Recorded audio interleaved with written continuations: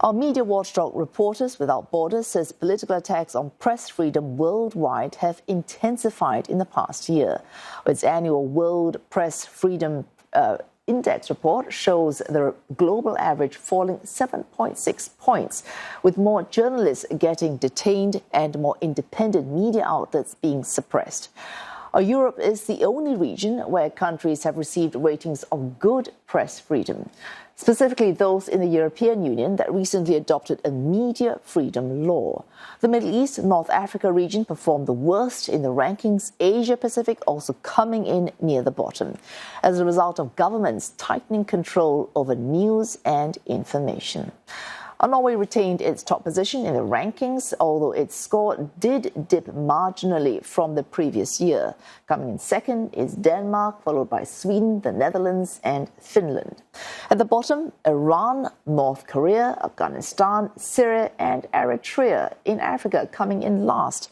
Afghanistan in particular had one of the most significant declines, dropping 26 places. Press freedom and the safety of journalists, particularly women journalists, have been severely impacted since the Taliban's takeover in 2021. China also in the bottom 10 in 172. That's the 172nd place. The report has named it the world's largest prison for journalists, where censorship, surveillance and strict control over information channels are still prominent. And India, despite adopting more draconian laws, has gone up 2 places to 159. But the report warns that press freedom in the world's largest democracy is in crisis.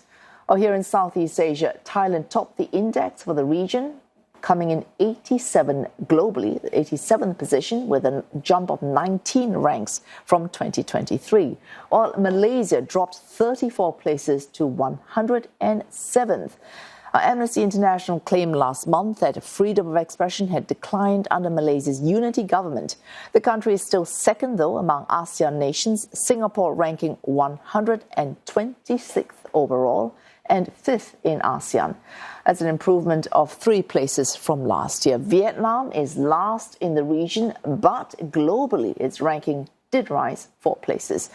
Reporters Without Borders has warned that governments and political authorities are not fulfilling their role in the protection of journalism. It's also warned that some political groups are fueling hate towards journalists, while others are orchestrating a takeover of the media ecosystem.